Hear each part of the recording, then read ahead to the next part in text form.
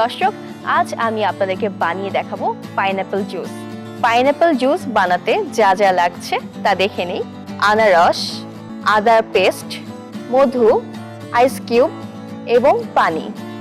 দর্শক, পাইনাপেলে আছে vitamin A, vitamin C, antioxidant, যা রোগ প্রতিরোধ ক্ষমতা বাড়ায়, চোখের ক্ষেত্রেও বেশ উপকারী। এবং যাদের জ্বর আসে, জ্বরের ক্ষেত্রে যখন আপনি নিয়মিত আনারস খাবেন তখন দেখবেন খুব সহজেই শরীর ডিটক্সিফাইং হয়ে যাচ্ছে এবং জ্বর তাড়াতাড়ি নেমে যায়। কিছু পাইনাপল দিয়ে দিচ্ছি। এখন আমি দিয়ে দিব সামান্য পরিমাণে আদা। এখানে আদা পেস্ট করা আছে। দর্শক, আদাতে আছে অ্যান্টিঅক্সিডেন্ট, রোগ প্রতিরোধ ক্ষমতা বাড়ায়। যাদের গ্যাস্ট্রিকের সমস্যা হয়, বিশেষ করে রমজান মাসে অনেকেই আছেন যাদের অ্যাসিডিটি বেড়ে যায়, তারা যদি নিয়মিত আদা পানি পান করেন তাহলে খুব সহজেই অ্যাসিডিটি কমে যাবে এবং শরীর সুস্থ থাকবে।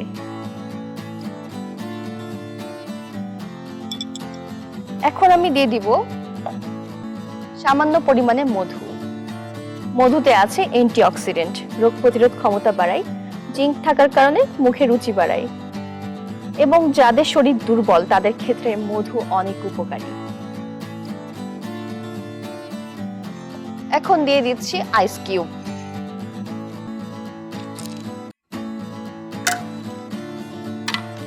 কিছু আইস কিউব রেখে দিব পরিবেশনের জন্য।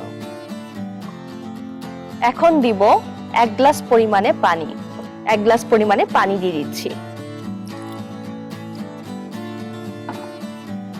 যেহেতু আইস কিউব দিয়েছি তাই 5 থেকে 6 বার ব্লেন্ড করব।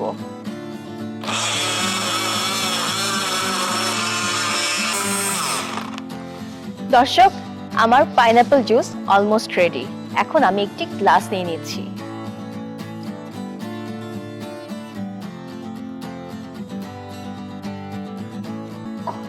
সবার প্রথমেই আমি এই গ্লাসে আইস কিউব দিয়ে দিচ্ছি।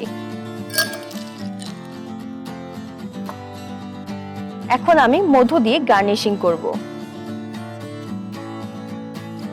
যে কোনো খাবারের প্রেজেন্টেশনের উপর অনেক কিছু ডিপেন্ড করে। অলমোস্ট আমার মধু ঢালা শেষ। শরবতটি গ্লাসে ঢেলে দিচ্ছি।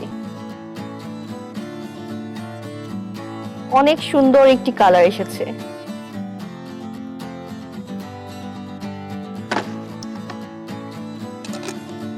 এখন আমি দিয়ে দিব পুদিনা পাতা, জাস্ট গার্নিশিং এর জন্য। হলুদের মধ্যে সবুজ, এই কালার কম্বিনেশনটি অনেক সুন্দর। একটি স্ট্র নিয়ে নিচ্ছি।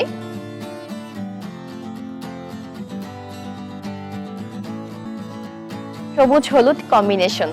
দর্শক, দেখে নিলেন খুব সহজেই তৈরি হয়ে গেল মজাদার পুষ্টিকর ঝটপট পাইনাপল জুস। সো আর দেরি না করে ঝটপট বানিয়ে ফেলুন এই রেসিপি এবং পরিবেশন করুন আপনার ইফতার টেবিলে প্রিয়জন ও আপনজনদের সাথে।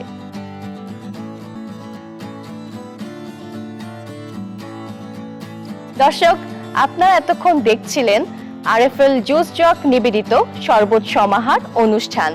আগামীকাল নতুন রেসিপি নিয়ে একই সময়ে আপনাদের সামনে আবারও হাজির হব।